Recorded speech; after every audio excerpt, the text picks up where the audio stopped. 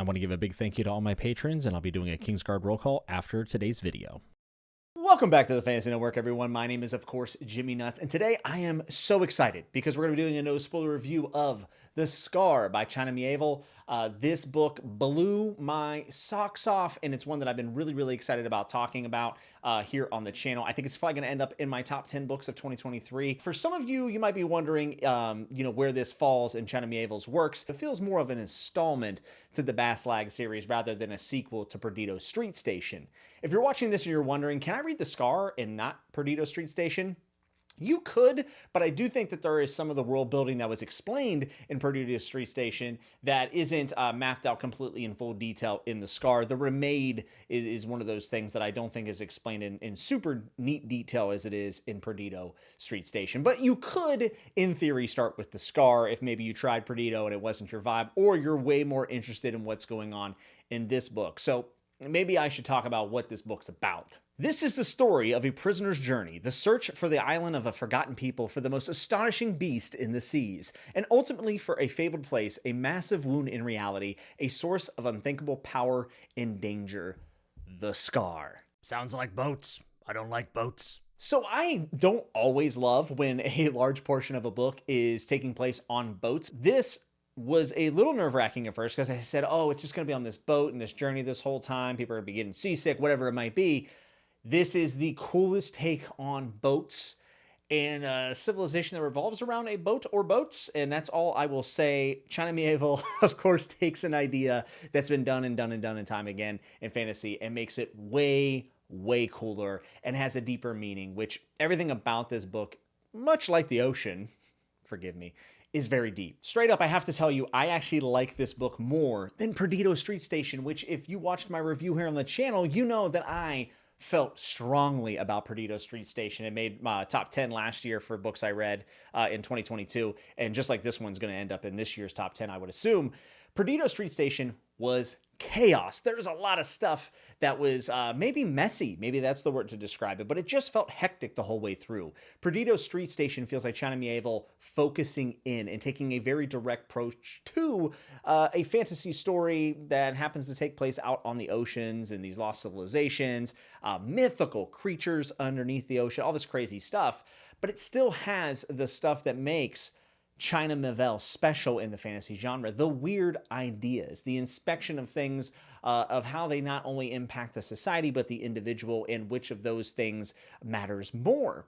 There's still so much inventive things here in The Scar. China Mieville probably has the best description I've ever read of an ocean, and Bellis jumps off the page. The prose feels so unique and so beautiful while describing things that kind of make you cringe.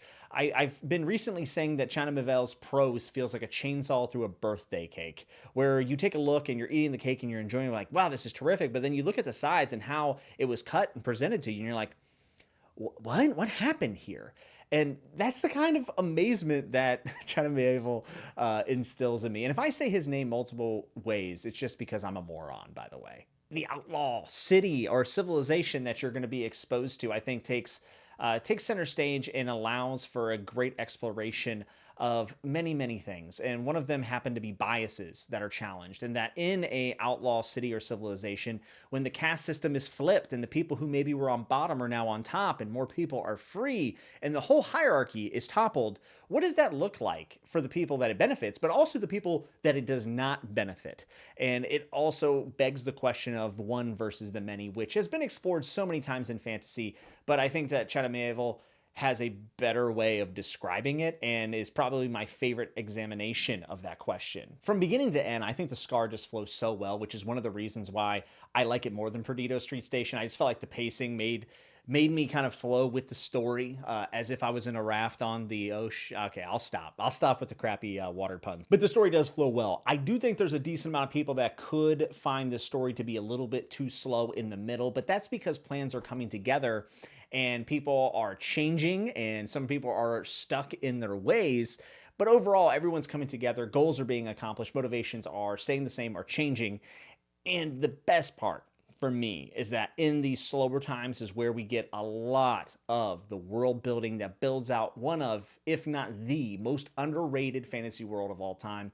the Baslag and Baslag series, it's hard to imagine a world so imaginative and so original. There are so many stories that could take place in this world, and it always has a sense of feeling bigger. China Mieville will drop a line or two about something far away in another part of the world, and you're like, wait, can we spend more time there? Can we hear more about that? Can I get a story here?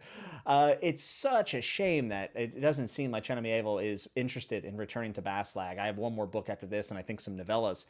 But this is one that you could write a host of books in, kind of, and in some ways I think about like Discworld and how it's just right for all of these different types of stories, examining different themes and different characters. There's room for a lot, and you can just drop in wherever you want in Discworld. Baslag could be that.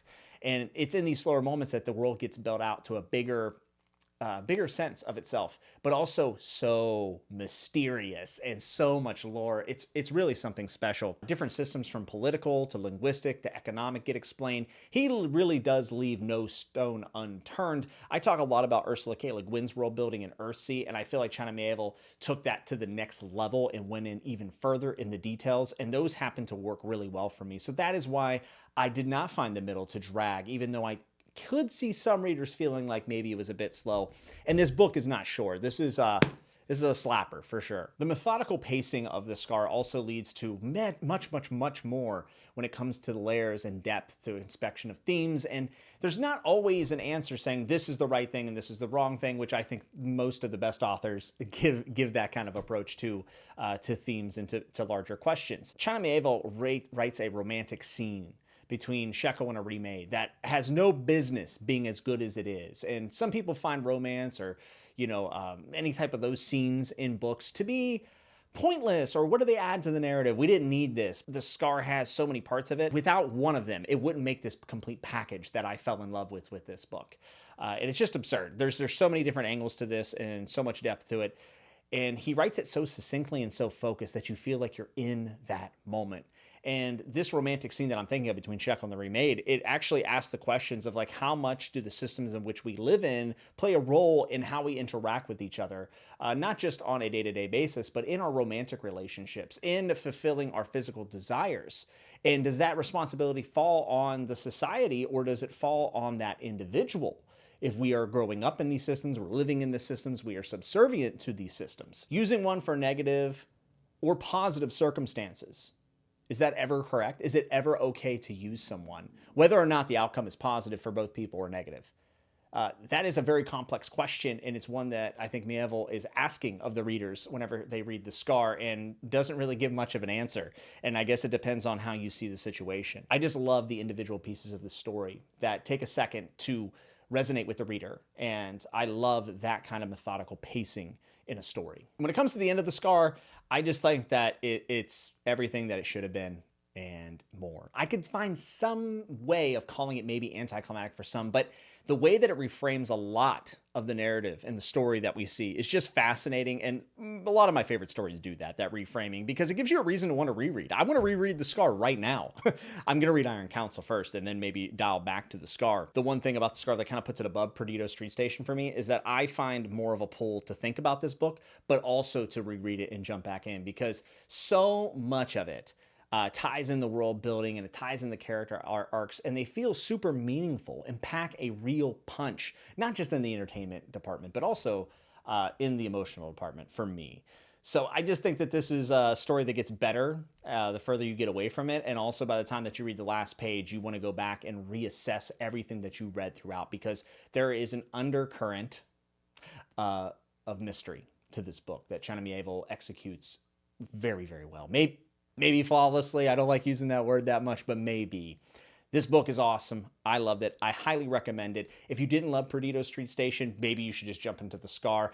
I'm a big fan of publication order, so take that for what it is. I think the Perdido Street Station still has a lot of the foundations that make The Scar even better, and you can focus on other things. But Baslag has to be the most underrated fantasy world, and China Mieville is one of the finest writers we've ever had in the genre.